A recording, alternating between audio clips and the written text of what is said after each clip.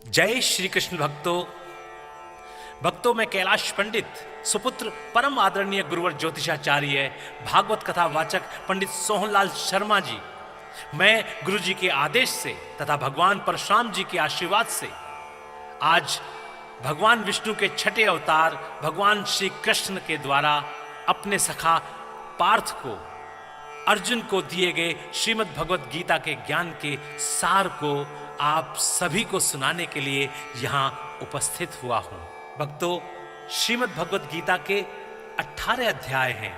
मैं कैलाश पंडित एक एक करके सभी अध्यायों का सार आपके समक्ष भावपूर्ण स्वर के साथ प्रस्तुत करूंगा।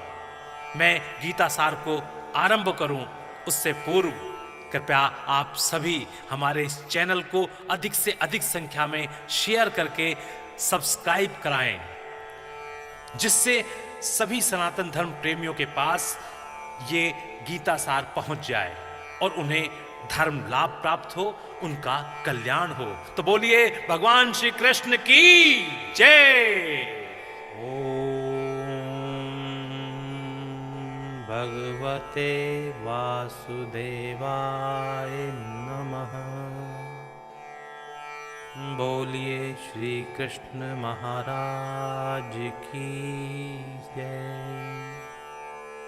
प्रिय भक्तों, श्रीमद् भगवत गीता सार का छठा अध्याय आरंभ करते हैं। श्री कृष्ण भगवान जी बोले, हे अर्जुन, जिसकी कर्म फल में आसक्ति नहीं और कर्मों को करता है वह सन्यासी और योगी है, और जिसने हवन आदि लौकिक कर्म छोड़ दिए हैं वह योगी नहीं है। हे अर्जुन, जिसको सन्यासी कहते हैं उसी को कर्म योगी जानो, क्योंकि संकल्पों के त्याग किए बिना कोई योगी नहीं हो सकता। जो मुनि योग प्राप्ति की इच्छा रखते हैं उनके लिए उनका साधन कर्म ही है, और उनके योगी होने पर उनका ज्ञान पूर्ण होने का साधन उनके चित्त का समाधान है। जब मनुष्य विषय और कर्मों की आसक्ति से छूट गया और वासनाओं को उसने त्याग दिया, उसी समय वह योगारूढ़ कहा जाता है। जिसने मन स्वाधीन कर लिया है वह अपना हितकारी है, और जिसने विवेक का त्याग किया है वह स्वयं ही अपना शत्रु है। मन जीतने वाले शांत स्वभाव मनुष्य की आत्मा शीतोष्ण सुख दुख मान और अपमान इनके होने पर भी अत्यंत स्थिर रहती है। जिसने ज्ञान विज्ञान से अंतःकरण को तृप्त कर लिया है, जो निर्विकार हो गया है, तथा जिसने अपनी इंद्रियों को वश में कर लिया है, जो मिट्टी पत्थर और सोने को एक सा समझता है, वही योगी कहलाता है। सुहृदय मित्र शत्रु उदासीन द्वेषी मध्यस्थ द्वेष करने योग्य बंधु वर्ग साधु और पापी, इन सब में जो समान दृष्टि रखता है वही श्रेष्ठ है। योगी पुरुष को मन और आत्मा को अपने वश में करके वासनाओं और समस्त प्रपंचों को त्याग कर एकांत स्थान में पहले कुश, उसके ऊपर मृगादिकों का चर्म और उसके ऊपर वस्त्र बिछावें।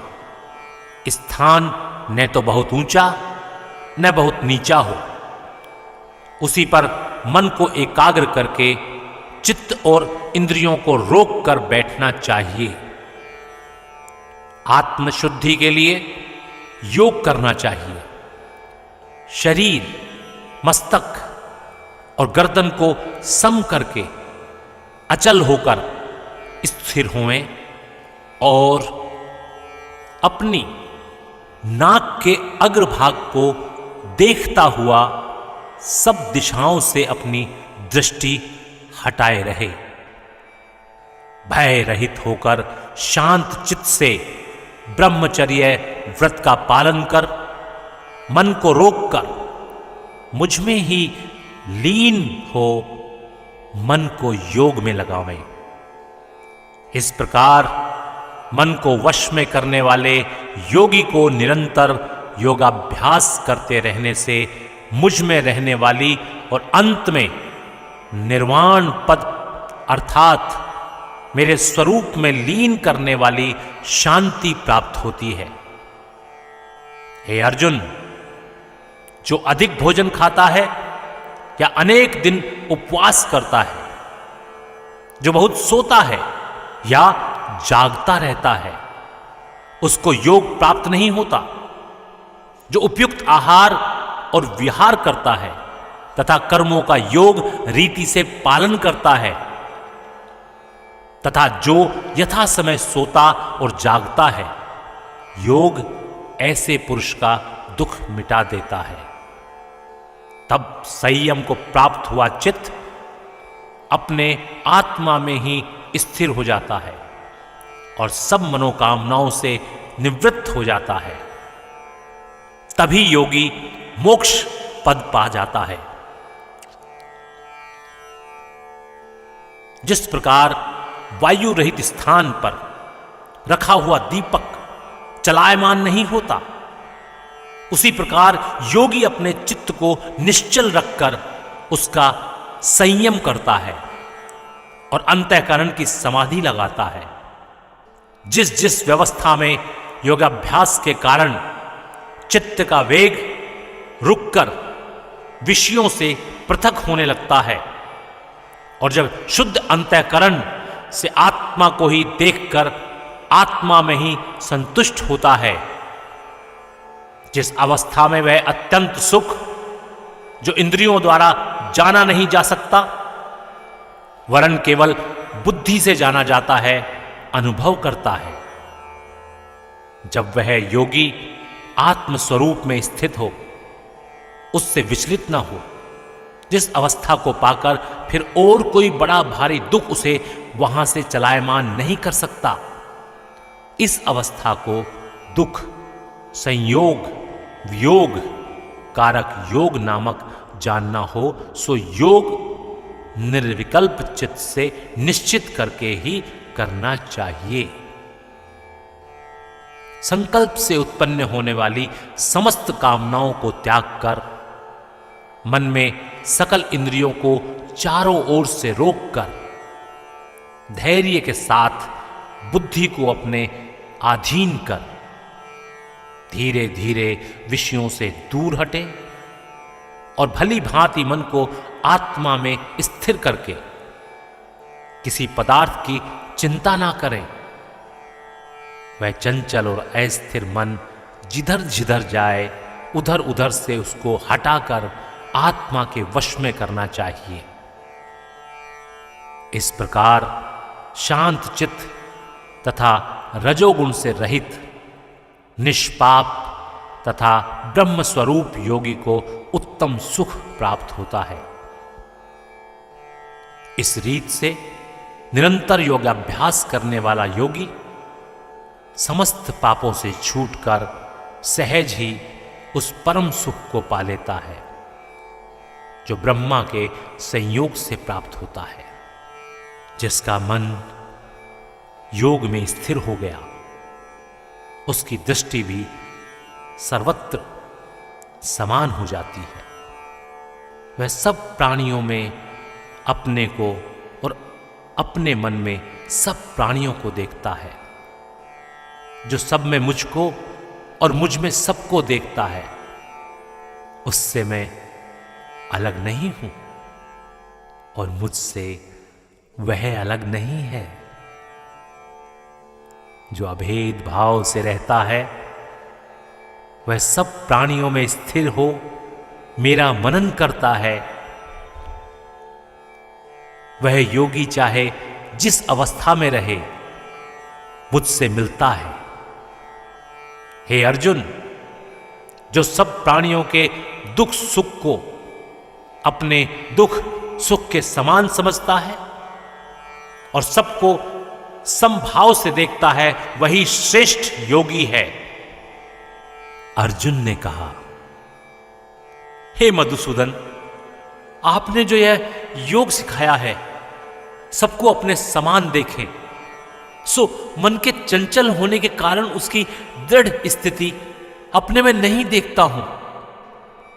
हे कृष्ण, मन बड़ा ही हठी, पराक्रमी और दृढ़ है। इसको आधीन रखना तो मुझे वायु को बांध रखने के समान प्रतीत होता है। श्री कृष्ण भगवान बोले, हे महाबाहो, इसमें संदेह नहीं कि मन अति चंचल है और इसे वश में करना बड़ा ही कठिन है। फिर भी हे अर्जुन, अभ्यास और वैराग्य से आधीन कर लिया जा सकता है। जिसका मन वश में नहीं, उसको योग अत्यंत दुर्लभ है, ऐसा मत है। परंतु मन को वश में करने वाले प्रयत्न करते रहने से लोकों में वास करता है और वहां से फिर किसी पवित्र और धनवान के घर में आकर जन्मता है, अथवा वह बुद्धिमान योगियों के भी कुल में जन्म पाता है।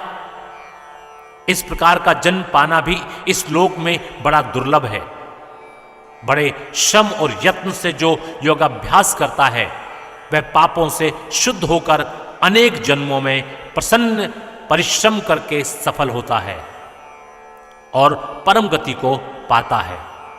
बड़े बड़े तपस्वियों से योगी श्रेष्ठ हैं, ज्ञानियों से भी योगी श्रेष्ठ हैं।